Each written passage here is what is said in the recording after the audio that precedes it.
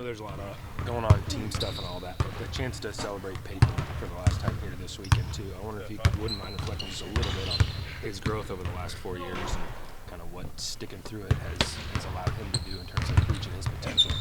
Well, I hope it's meant a lot to he and his family.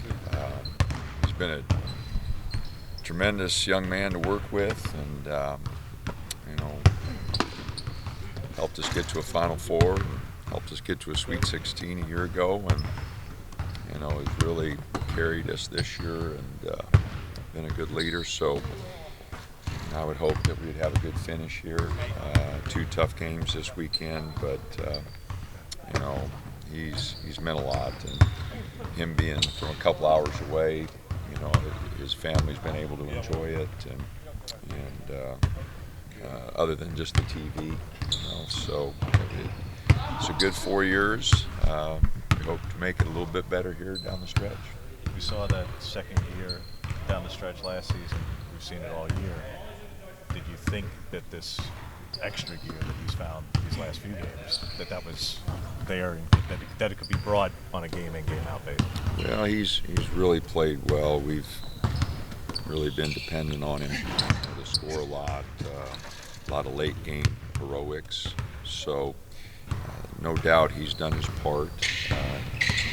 We've had guys looking for him. Our guys really have a lot of faith in him, and they have given up part of themselves to make sure that he's got the ball at the right time and set picks and get him open. But his competitiveness, his work ethic, has really separated him. So asking Kelly this on his side of things, just wanted to get your insight and philosophy of when the day comes for the conversation of jersey retirements. Is that ever something you'd be? What's your general thoughts on it? It's not something the program has done a lot of historically, but he would kind of be the player that might. That's tradition of the school, and we haven't discussed it. So I'm not sure what their standards are. That's usually not the coach's decision, but the school's decision. But in this day and age, 4 years playing as hard as he's played, it's meant a great deal. We've had a lot of other great players, so we'd have to go back through history and decide who, if we change the policy. But again, that's my thoughts on it. The school's the one that sets that precedent, sets that determination. But if anybody's worthy, the all-time winningest player in our school's history, assist leaders, in the scoring conversation, he's done a lot of great things for us. We always kind of focus on wins and losses, but what do you think his legacy will be on this program, where he's maybe had the biggest impression for this team outside of just the wins and that you guys have accomplished with him? Well, the wins and losses are important because of his competitive nature. He wants to keep a score on everything, and as I look back over the young men I've been fortunate enough to work with, competitiveness is the one trait that really separates a lot of really good players. And he's a competitor. Those are the things that I'll remember, and I hope that's the thing that carries over. Guys that really compete. Dylan Brooks had it. Elgin Cook, Chris Boucher we've had a lot of guys, but he definitely is in that conversation. And as I mentioned, I've been fortunate enough to do this a long time. And, he's in the top 10 of competitors throughout a 40-year span for me. And it's the one characteristic I think that'll continue to separate him as he moves on. Those guys that hate to lose. Everybody likes to win. I like those guys that hate to lose, and he's one of them. This climate of player movement these days, you see somebody now you can point to and say, hey, if you stick it out, look at the way he develops, look at the stage he put himself on through his hard work and development. Every scenario is different, and I hate to, I really don't try to push anybody into anything when it comes to that decision, because it's so individualized, and every family's different. Peyton's got the advantage of, coming from a great family, and his grandparents come to games. parents. He's got a car. He's got some things that other players, so every family's different. Every situation's different. I'm really glad that he did stay because he had a very lucrative offer he could have taken a year ago, and he decided to stay. So we're very grateful that he did, and I think it will benefit him. The conversations I've had with NBA people have all been positive, and there's definitely a role for a young man who can shoot it, handle it, compete, not turn it over, play a role, and I definitely think he can do that to start with, and who knows, he'll grow into. Where would this team be this year without Shakur and Anthony? That's a tough question. You look around the country, those teams that have to depend solely on freshmen, it's kind of tough on them.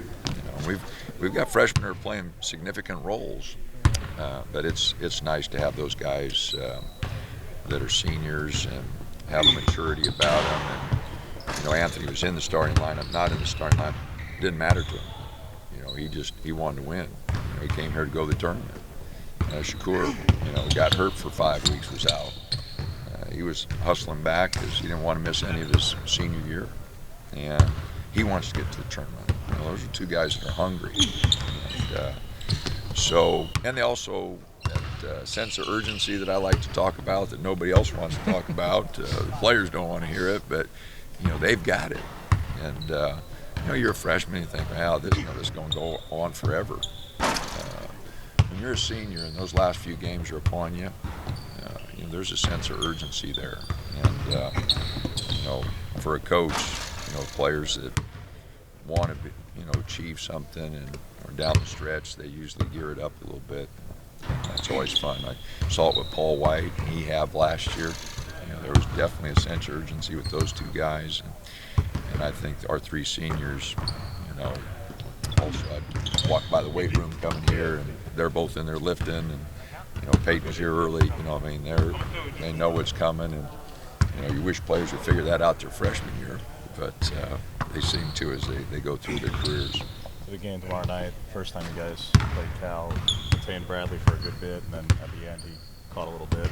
How do you try to better contain him for the course of 40 minutes? We contained him for 25. I hope we contain him a little better. You're right, he got 10 of those late, and he's talented, man, and he can get buckets. He's playing really with a great deal of confidence.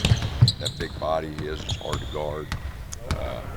He will be a tough, difficult matchup, and without Chris did a good job on him last time.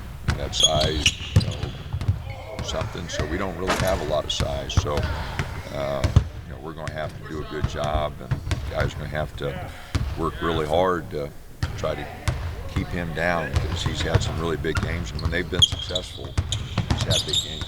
Is there any timetable for a return for Chris, or is he done? We still don't know. I'm not ruling it out completely. He won't play this week, and he won't play in the conference tournament. But after that, we're still keeping the door open. And, he's a tough young man. He played through it. But he's got to do what's best for him, and we're not going to take any chances. So if the tournament's a possibility, great. If it's not, I understand that too. What's something he does that's the hardest thing to try to replace? Well, for his size, he's a good rebounder and his steals. We're still going to get the same number of shots, and then we feel like Anthony and if we get Big Dante going a little bit, and we're getting a few more buckets inside, maybe, I think we'll still get the same offensive production, but those steals and his rebounding are awfully hard to replace. You get a few more minutes out of volley this weekend? I think so. We had a really good practice yesterday, so that was encouraging. So I'm hoping we can. Will turned his ankle in the Civil War game. Is he okay with that? I know he finished the game, but he hasn't practiced. We'll see what he can do today. And, he says he's ready, but the trainer wanted to hold him out. Clay wanted to hold him out, so it'll be a game time decision tomorrow. See how he feels. And, that's he's played so well. So played really good against. He played better after he turned it. I told him, against Oregon State. So he started the game 0 for 6, hit one shot, turned it, and then he turned it on after that. So slowed him down and got him into a good pace. But no, we need Will. Will's had a great year for us, and his improvement and what he can grow into is really exciting. The importance then of Addy, even with Chris being out again. And Absolutely, no, he's got to keep playing, and we've looked at some things with playing with some more big guys. We just got to keep figuring it out here, working with those guys, and we got guys that can play different spots, and we can change some things around and play big. We did a year ago, and it worked out for us. Just got to change, the way we approach things, the way we, think of ourselves. We just boards. We just got to be a better rebounding team, especially if we go big.